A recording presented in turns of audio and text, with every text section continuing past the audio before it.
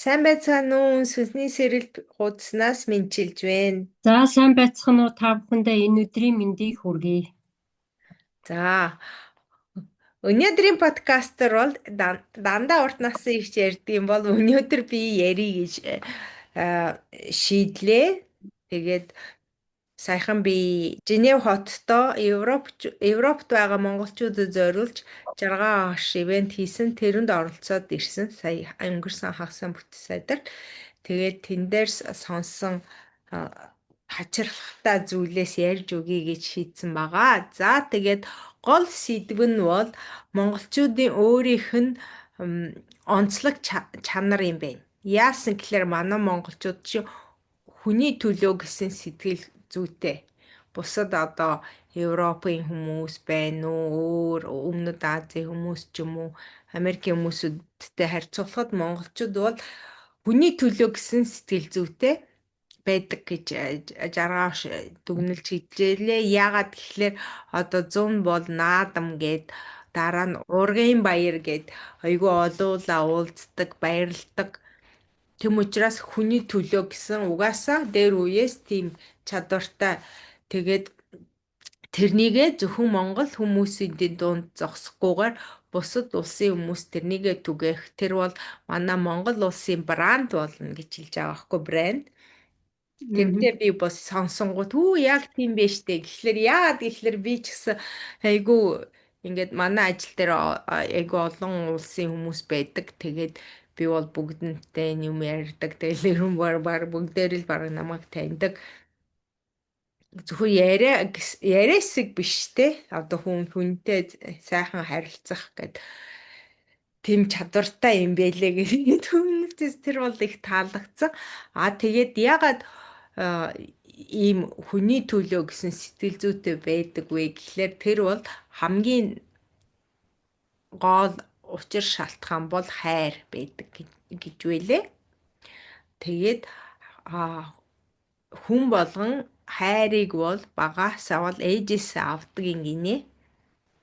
Тэгээд ямар нэгэн амьдралын учир байдлаар одоо ээжтэйгээ муудалцсан ч юм уу, ээжээсээ холдсон тиймэрхүү хүмүүс байвал одоо цаашдаа ч гэсэн амьдралдаа жоохон тийм хайрын дутагдaltaй хүмүүстэй ойлголцдгүй тиймэрхүү юм гарч ирдэг 70 умсрын түвшин дээр.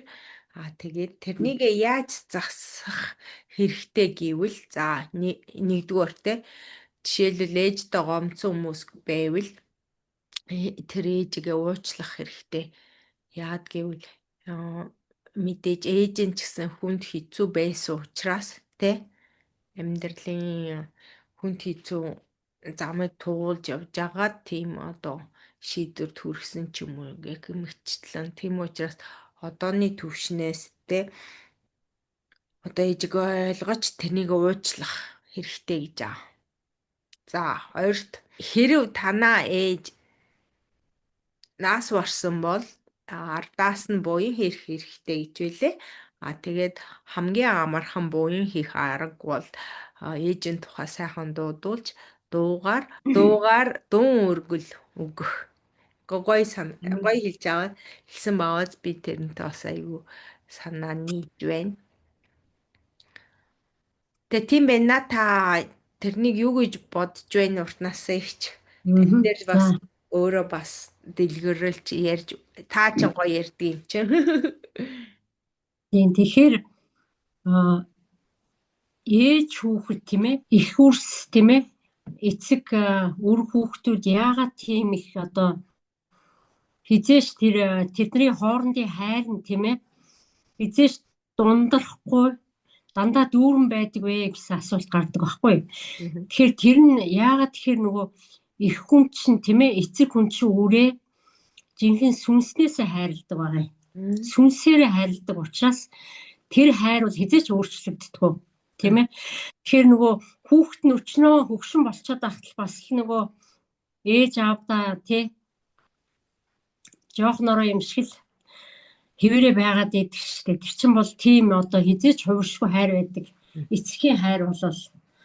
Тэгээд хайр гэдэг нь болохоор яг юу юм бэ гэхээр зүрх сэтгэлээс гарч байгаа тийм хүчтэй эрчим энерги байхгүй юу?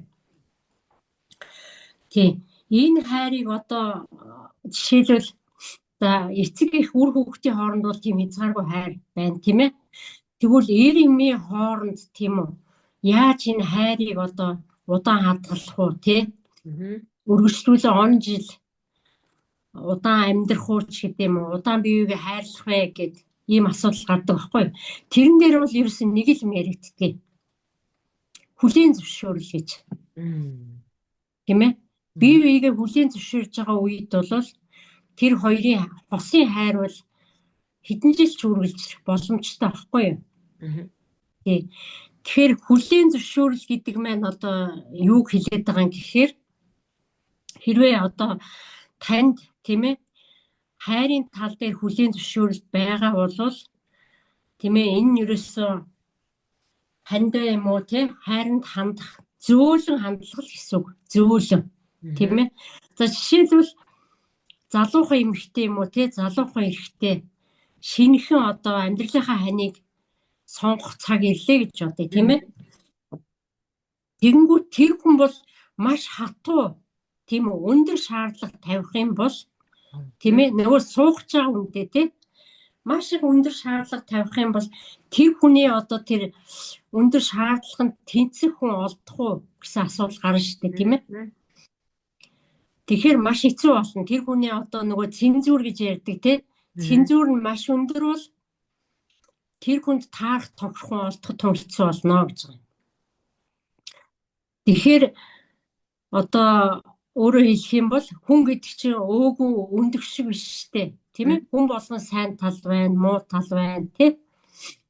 Тэгэхээр энэ бүгдийг бол хороогийн амьдралч ерөөсө хар цагаан, тийм ээ? Өндөр нам бүхэл юм ингэж хосолж ийж тийм үү? Амьдрал явагдаж штэ. Тийм миний хувьд бол тийм санал тавина. Хайран дээр бол ерөөсө хамгийн гол юм чи одоо хүнийг яг байгаар нь хайрлахыг л хайр гэж хэлдэг багхгүй юу? Тэ? Түүнээс тэр хүнд одоо янз бүрийн ингээ шалгуур тийм өндөр босго тавиад байх юм бол тэр хүний тэр өндөр шаардлаганд одоо тэнцвэн хор болно шүү дээ. Тэгэхээр хайр гэдэг бол айгүй том сэдв байхгүй юу? Энэ хайр гэдэг сэдвээр одоо ингээд ярих гэж байгаа маань бас их маш их өндөр хариуцлага гэсэн үг. Тэгээ би өнөөдөр өглөө бодоо суужсэн чинь гинтхэн хайр гэдэг шүлэг надад ингээд орж ирсэн. Тэгээ тэр шүлгээ уншчихгүй цэна. За тэгээрэй. Таны шүлэгнүүд сайхан. За тэгээ. За хайр гэж. Хайр хайрын дотор эхийн хайр агуу билээ. Агуу зүйлсийн дотор амин сүнсний мөн чанар агуу. Хайрыг мэдрэхийг хүсвэл харж ойлгож бусдыг инэрч сур. Хайрлуулахыг хүсвэл хамгаас түрүүнд хайрыг ойлго. Хархан харцнаас нь хараад ойлго. Хамаг биеийг нь тойрсон хайрын аавраг нь мэдэр. Хамгаас чухал хэл яриаг нь сонс. Хайраа хайраа гэж дуудавч хаяад явдаг хүнч би. Хайртай шүү гэж хэлээгүйч хажуугаас чинь салтгүй ханч би. Хүлээн зөвшөөрлийн ачаар хүн таны нүд нэгднэ. Хайран бүү бусдаас хармал. Хайрлсангүй гэж бүү гомдол. Хорвоо дэлхийн хайр, хосуудын хайр, хонгор үсгийн хайр хизээш таныг дутаахгүй. Хорвоогийн сайхан нэгэн амт билээ. За ийм шүлэг өнөөдөр орж ирсэн. Тэгээд гоё шүлэг байна. Тийм баярлалаа. Манай уртаагчтай захиадаг өнгөнгүүд шүлэг урсуулж үгэстэй өстой авьяаста. Гэтэ тэр чинь нөгөө яасан гэсэн те өмнө яг бичдэггүй байснаа сүнсний сэрэлт болоод гээгүйд бичдэг болсон билүү та чинь. Тий, тэгсэн. Тэгээд би нөгөө юу ядгийн шүлэг бичих болохоор төлөвөө аваад тийм ээ. Сүнсэн дээрээ төвлөрөөд ямар шүлэг бичиж байгаа хэлээд тийм ээ. Тэгээ ерөөхдөө сүнснээс л миний энэ өгнөд орж ирдэг. Түүнээс би ил ухамсараар ингээд бодохоор ч нь бас тийм ээ. Тэр бүр сэтгэл төрхээр үг гарч ирдэг байхгүй юу? Тийм за тэгэхээр хоёлаа одоо хайрын талаар тийм ээ өнөөдөр хэсэг ярилцъя тийм үү? Тий. Тэгэхээр чи хайрын талаар өөр санал бодол байна уу? Бас дараагийн сонсон юм гэвэл өөр бас мэдээж оролцоод өөрсдийнхөө эдгэрлийн түүхээр ярьсан. Тэгээд тэрнээс ингээд дүгнэлт хийхэд бол ингээд бид нар ингээд те багаасаа одоо ээж аавын тухай ингээд сөрөг мэдээлэл авчдаг.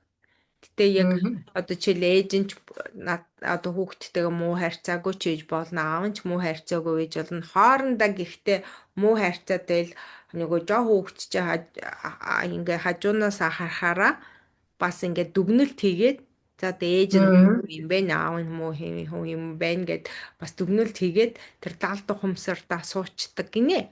Тэгээд тэрнээсээ болж одоо ингэдэг штэ одоо зүүн талд өвдөхөөр одоо ингээ ээжийн травматай хүмүүс байдаг гэх те баруун талд өвдөхөөр аавын травматай байдаг. Тийм учраас одоо тэр бүх одоо багадаа авсан травмуудаар ажиллах хэрэгтэй гэж байгаа. Тэгээ яаж ажиллах хэрэгтэй гэвэл одоо те тэр нөгөө болсон явдлыг сайнаар болгож хувиргаж бясалгал хийж болно. Тэгээ бас дуун бясалгууд тэр дуун бясалгууд айгүйх таалагдсан. Тэгэхээр ингээд одоо ээжтэд зориулсан дууг одоо нэг дууг ингээ 3 удаа давтаж сонсох. Тэгээ дагаж дуулах. Одоо эндээс нэг дагаж дуулахар чи ингээл эндээс нэг юм харж ирэх байхад та тийм үү? Та дуулдгүй уртаач. Тэр дуун бясалгал гэдэг чинь яг хүний нөгөө сэтгэлийн тий сэтгэл зүрхэнд байгаа нарийн утсуудыг яг хөнддөг байхгүй юу? Тэгэхээр чин яг л тэр хүний одоо тэр хүн чинь нөгөө яг сонсъё гэл тэр дуугаа сонсоход тэр дуун дотор яваад орчдөг байхгүй сонсож байгаа юм маань тийм ээ. Тэгээд сэтгэлийн бүх утсуудын хүндэн тийм ээ бүхэл юмыг хүндэн штэ. Тийм учраас уг нь бол айгүй сайн бясалгал байдаг байхгүй дуун бясалгал чинь. Тийм. Тэгэхээр амархан арга багт тэ яг л YouTube дээр зөндөө монгол дуунууд байдаг болсон юм чинь. Тэгэл завтаа үедээ тэрнийгээ тоглуулад дагаж дуулаад. Тийм тэгэхээр байна штэ. Бас нэг ийм асуудал өгдөө. За. Тухайн хүн биш штэ ямар дуу сонсож гин гэдэг чинь тухайн одоо хүнснийхээ хөгжлөөс шалтгаалдаг байхгүй юу? Тийм жишээлбэл та одоо яг ямар дуу сонсохыг хүсээд энэ тэрэн дээрээ бас дүн шинжилгээж үзэх хэрэгтэй. За. Тий, маш олон жилийн өмнө би залуу байхдаа бас аюух тийм нөгөө нэг хүний газар олон жил амьдраад тэгээд аюух тийм гунигийн дуу их олон жил сонссон байснаа тухайн сонсож байгаа үедээ бол мэдэхгүй тий сонсоол ингээд яваад байдаг тий аавын тухай, ээжийн тухай, тэгээ эх орны тухай энэ төр дуу сонсоол гуниглаа яваад байдаг гэсэн. Дараа сүнсийн сэрэлтийн дараа гинтхэн ухаарсан шүү дээ би. За ер нь хүн ингээд сонирхоо сонсоод байгаа дуугаа бас ажиглаж ямар юм бэ шүү гэдэг санаа төрж ирсэн. За тэгээд ер нь юу яадаг? Хайр байхгүй газар тийм ээ хайр үгүй газар бачуур байдгаа гэд. Энэ генийн түлхүүрээ 25 дээр тэгж гарч ирдэг байхгүй юу? Тийм хайр үгүй газар бачуурл оршдог гэж. Тэгээд энэ өгүүлбэрийг уншсан чинь надад яг чи мэдэхгүй Улаанбаатар санаанд орсон. За. Яагаад манай Улаанбаатар санаанд орсон гэхээр нөгөө Улаанбаатарын хүмүүс маань тийм ээ хөдөөгөрч гэсэн ялгаагүй Монголын ард түмэн аюух бачууралтай байгаа байхгүй юу? Тийм ээ. Энэ яагаад ингээд ард түмэн ингээд их бачууралтай байгаад байна гэхээр миний бодлоор бол төр засаг маань тийм ээ ард түмэндээ хайр нь бага байна гэж би бодсон. Тийм учраас нөгөө энэ бачуураад ахаар нөгөө хүмүүс чи яах вэ? Зовлон шаналлаа автаад нь штэ. Яагаад бачуурж ийн хэр чин тийм ээ? Наацхан л одоо туул хоолыг тийм үү? Тойруулаад юм зам тавина гэж энэ хүмүүсийн чинь зовоогоол тий. Тэгэхээр чин ард түмэн чинь бас нөгөө туул голдоо хайртай юм болохоор яг хөө бачуураад нь штэ. Тийм туул голоо дагуулж зам тавиулахгүй гэл. Тэгэл одоо энэ урааныг ухна гэл ингэж штэ. Тэмээ төр засгаас инхээр чи ард түмэн урааны аюулыг мэдж байгаа учраас бас ингээл бачуураад байна. Энэ бүгд чинь нөгөө нэг төрөөс ард түмэндээ явуулж байгаа бодлого нь хайрын биш тийм ээ.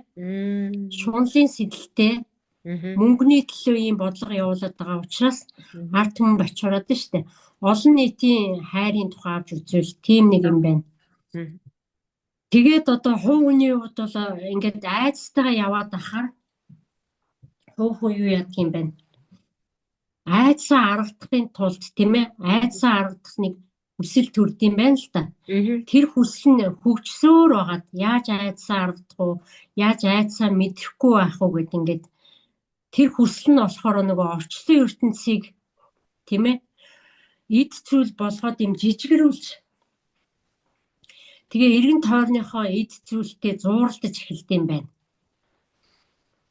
Тэгээд энэ бол шунлын сэдэл болдог тийм ээ. Ийм одоо бас нэг явдал байт юм байна. Тэр нь яаж юм гэхээр нөгөө энэ бүх ингээд нөгөө хүмүүсийн хайрыг мэдэрч чадахгүй тий бачуурлаа зовлон шаналлуугаа оруулаад байгаа энэ зүйл маань болохоор намд ор давтамжийн үр дагаврыг дагуулдаг байхгүй юу? Тэгээ ер нь л хүнд айдас байна гэдэг чинь намд ор давтамж дээр ирчиж гин гэсэн үг шүү дээ. Айдасаа дагаал тий. Тэгэхээр одоо энэ байдлаасаа яаж гарах юм бэ гэхээр хүн болвол ерөөсөө энэ намд ор давтамжаасаа гарахын тулд хүлийн зөвшөөрлийг л одоо өөртөө бий болох хэрэгтэй юм байна. Тийм ээ? Ямар нэгэн хэцүү байдлыг хүлийн зөвшөөрч ойлгож тэрийг зөвөөр шийдээд тийм ээ? Ингээд ирэх юм бол айц нь багсан шүү дээ.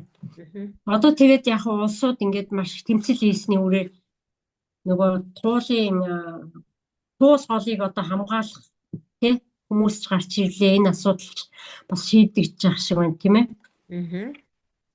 Тэгээд ирэхээр хүмүүсийн нөгөө айдас нь ч гэсэн багсан шүү дээ. Тийм биз дээ. Айдас нь багсаад тэгээд бас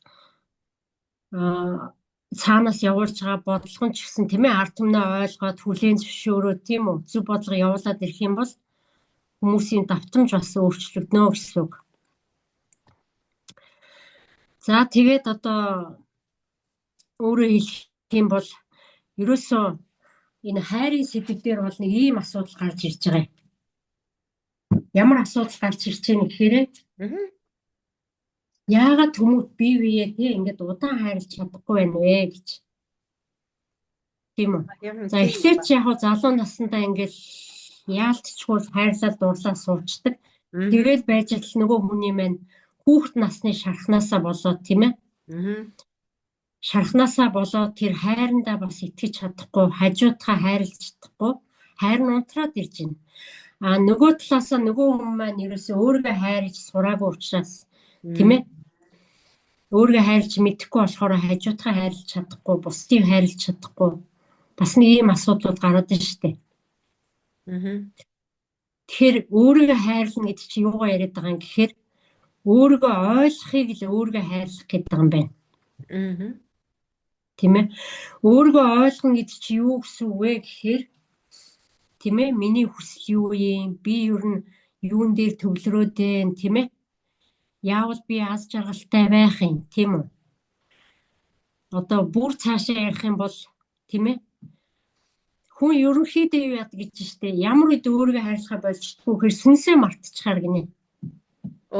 Сүнсээ мартчихдаг гинэ. Яагаад мартчихж байгаа юм? Ажиллаа ийн мөнгө олно тийм ээ? Амьдралаа урагшлуулна. Эсвэл одоо яадгийн хоббигоо хөгжүүлнэ ч гэдэг юм уу. Ингээ яваадсэн чинь нэг мэдсэн чинь сүнсээ мартцсан.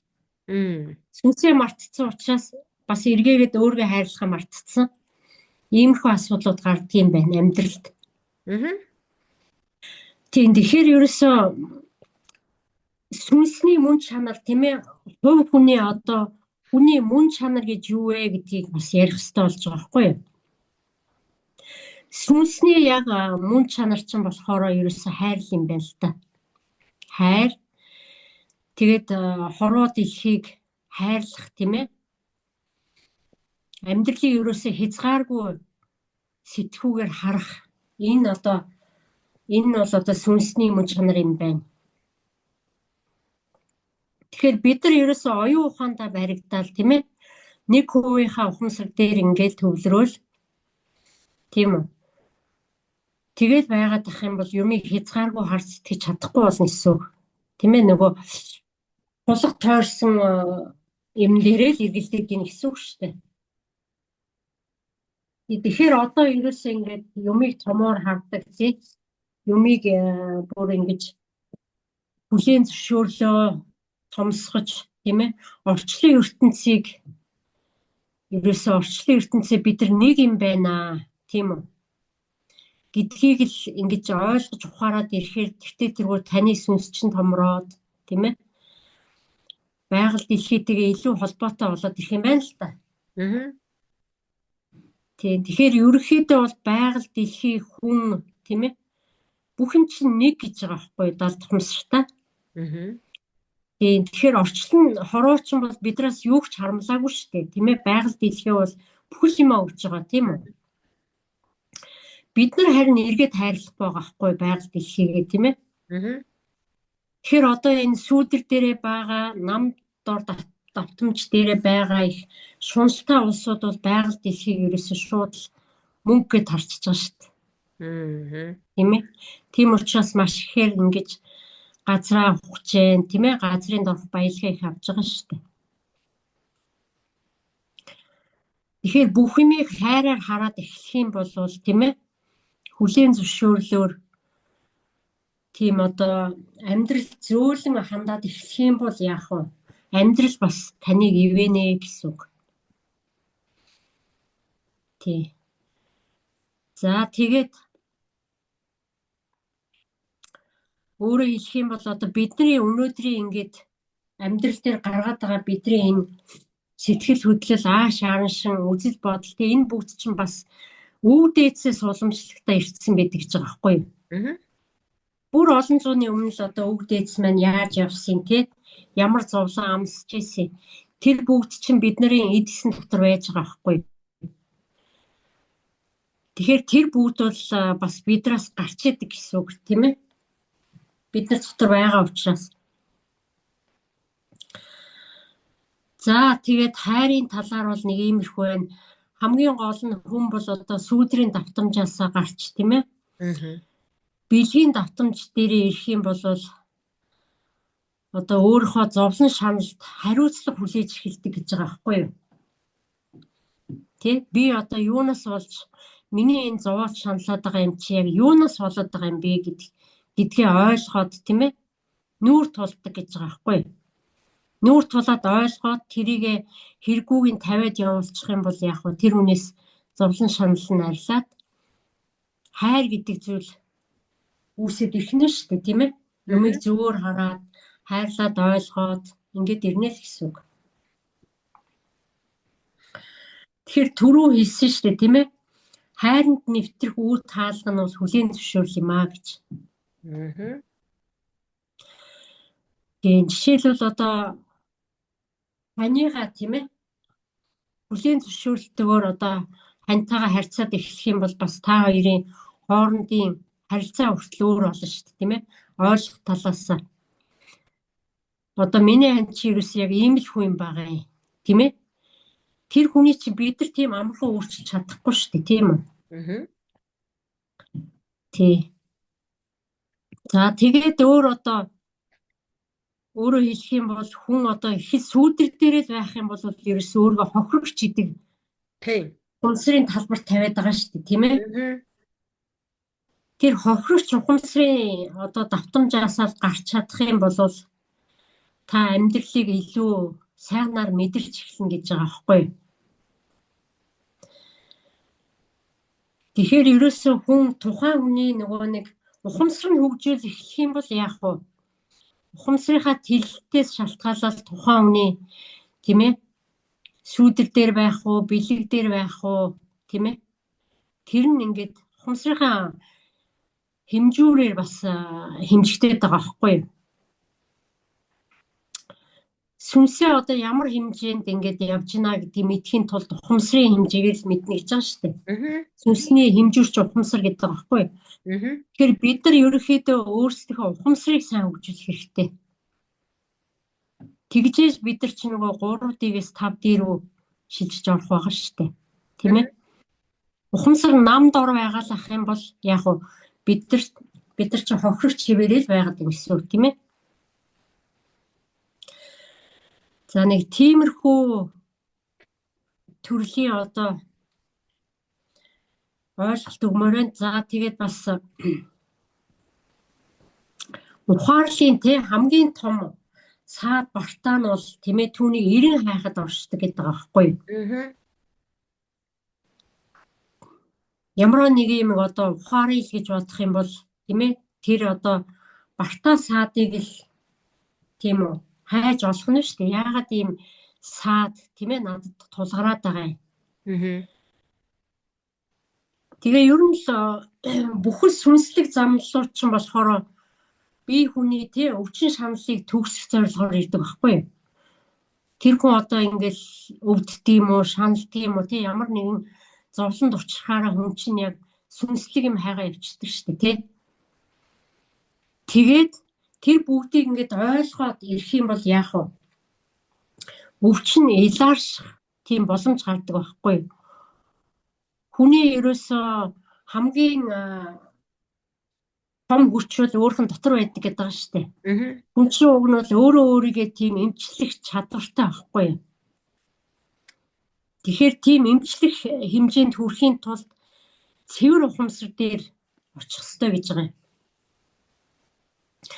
Тэгэхээр цэвэр ухамсарыг одоо хүлээн авах ариун саваа бэлдэх хэрэгтэй гэж байгаа. Тэр нь юу хэлээд байгаа юм гэхээр сүнсээ сайн цэвэрлэн бүх айц шархуудаа тийм ээ ойлгож тавьж явуулж шархан дээрээ ажиллаж тийм ээ өөрийнхөө тэр шарах хүлээсийг тавьцсмаа сүнс маань цэвэршиж чөлөөтэй болж хүний бие чинь бол сүнсний сав байгаа шүү дээ тийм ээ. Тэгээ одоо хүний сүнсэнд өөрчлөлт гарч хувирал явагддаг байхгүй юу? За миний зүгээс ярих юм бол нэг иймэрхүү юмыг л ярихаар байна. Уртаач танд энэ сэдвийг бүр цаашаа дэлгүүрэнгүү гүнзгийрлж философи аргаар ингээд тайлбарласанд их баярлаа. Сонирхолтой байлаа. Үнэхээр дүгнэлт хийж амьдралдаа хэрэгжүүлэхээр ухаарл авлаа. Танд их баярлаа. За ингээд та бүхэндээ дуустал сонссонд баярлалаа. Тэгээд дараачихаа подкастаар нарийнхан уулзсан ойрдоо подкаст хийх уудсан дуучлаарай. За та бүхний амьдралд аз жаргал хүсье. За та нарт амжилт хүсье. Тэгээд та нарт таалагдсан бол лайктай аваарай, бас шеэр хийгээрэй, бас комент бичээрэй. Тэгээд дараагийн сэдв юу сонирхож байна? Бас тэрнээс хуваалцах болно шүү. За дараагийн подкаст хүртэл баяртай. За баяртай.